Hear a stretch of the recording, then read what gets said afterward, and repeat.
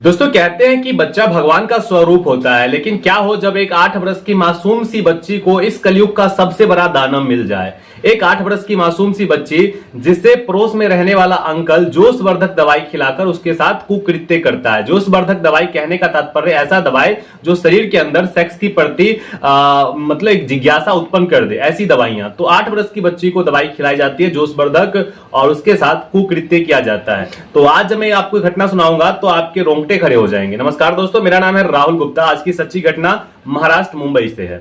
यहाँ पे एक प्यारी सी बच्ची होती है जो कक्षा 8 में पढ़ती है, कक्षा 4 में पढ़ती है और इसका एज 8 वर्ष होता है। इसके पापा दुबई में रहते हैं और इसकी माँ अपने घर के बगल में एक और घर है, उस घर पे ज्यादातर टाइम व्यतीत करती है किसी काम को लेके। बच्ची स्कूल जाती है पढ़ने के लिए और स्कूल से जब भी लौट के आती है तो पड़ोस में रहने वाला एक अंकल इसके घर पे आता है और घर पे आने के बाद इसे एक प्यारी सी दवाई चॉकलेट के रूप में देता है कि ये चॉकलेट है, खाओ इसे। वो खा लेती है और उसके बाद उसके शरीर में परिवर्तन स्टार्ट हो जाता है। कुछ ही महीनों के बाद उसका शरीर जो है सेक्स के प्रति एक्टिव हो जाता है और सेक्स की नीड उसे होने लगती है और फिर से वो बगल में रहने वाला पड़ोसी वाला अंकल आता है और इसके साथ वो कुकृत्य करता है और धमकाता है कि अगर ये बातें तुम अपने मम्मी को बताओगी तो मैं तुम्हें भी मार दूंगा और तुम्हारे मम्मी को भी मार दूंगा। अब प्यारी सी छोटी सी बच्ची है, जब वो सोचे कि मेरी माँ को मार दिया जाएगा, मुझे मार दिया जाएगा, वो डर गई और डर के किसी को नहीं बताती है। और ये घटना स्टार्ट हो जाती है 2014 के आसपास में और तब से लेकर उस बच्ची के साथ लगातार कुकृत्य किया जाता है और बच्ची किसी को बोल भी नहीं पाती है।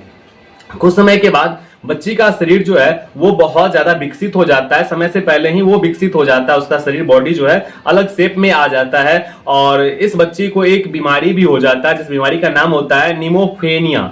मैं इससे उच्चारण नहीं कर पा रहा हूं, इससे रिलेट कर लेना आप। निमोफेनिया करके एक बीमारी होता है, वो इस बच्ची को हो जाता है और ये बच्ची मार्च 2020 में पहली बार अपना हिम्मत करती है और अपनी मम्मी को बताती है कि मम्मी, पड़ोस में रहने वाले जो अंकल है, आप नहीं होते हो तो घर पे आके मुझे कुछ खिलाते हैं और उसके बाद मेरे शरीर में कुछ ऐसा होने लगता है कि मैं उनके साथ समय व्यतीत करना चाहती हूँ, उनके साथ कुछ गलत करना चाहती हूँ। ऐसा मेरे अंदर से वो फीलिंग्स आना स्टार्ट हो जाता है। तो माँ बोलती है, बेटा वो बहुत बड़े आदमी है, मैं उनका कुछ नहीं कर सकती, वो हम लोग को मार सकते हैं। माँ भी डरी होती है और माँ चुप रह जाती है और अपने बच्चे को भी चुप कर देती है। यहाँ पे माँ की भी एक नासमझी कह सकते हो आप। तो माँ चुप हो जाती है और ये काम जो है लगातार स्टार्ट रहता है। ऐसे करके मई 2021 का समय आता है और बच्ची यहाँ पे क्या करती है, अब तो बड़ी हो चुकी है बच्ची, मैं नहीं बोलूँ अब, यहाँ पे वो बड़ी हो चुकी होती है और उस टाइम पे वो एक लड़के के साथ घर छोड़ के भाग जाती है। घर छोड़ के जब भाग जाती है तो उसकी माँ आस पड़ोस में खोजना स्टार्ट करती है कि हमारी बच्ची गई कहाँ।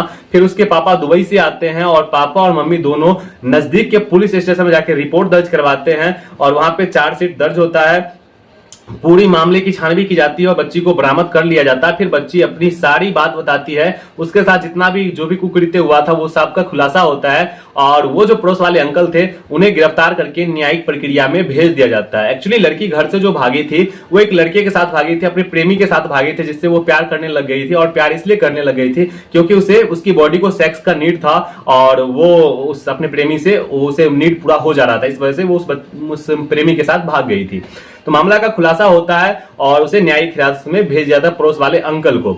उसके बाद दोस्तों मैं आपको एक और बात बताऊं, यहाँ पे 2024 में ये high court, Bombay high court में याचिका दायर करता है कि मुझे बेल दे दिया जाए। ये जो अंकल है पड़ोस वाला वो दायर करता है। तो यहाँ पे जज साहब के सामने एक 27 पेज का डायरी सामने आता है। ये डायरी वही डायरी है जो बच्ची ने अपने हाथ से तैयार किया था और पुलिस को बच्चे के घर पर बरामद हुआ था। तो उस डायरी को जब पुलिस जज साहब पढ़ते हैं तो पढ़ने के बाद बताते हैं कि तुम्हें बेल किसी कीमत पर नहीं दिया जा सकता है, एट एनी कॉस्ट तुम्हें बेल नहीं दिया जा सकता है, क्योंकि तुमने जो कुकृत्य किया है वो असामान्य कुकृत्य है, ऐसा कृत्य है जो सोच से भी परे है। तो यहाँ पे उसे बेल नहीं दी जाती है, बेल को खारिज कर दी जाती है और अभी वो जेल में मौजूद है। दोस्तों इस कहानी को सुनाने का उद्देश्य हमारा आपकी भावनाओं को आहत करना बिल्कुल भी नहीं था और आपको भयभीत करना, डराना, ये सब कुछ भी नहीं था। बस मेरा उद्देश्य ये था कि आप इस कहानी के माध्यम से सावधान हो सके, अपने बच्चों के दिल की बात को आप जरूर सुने,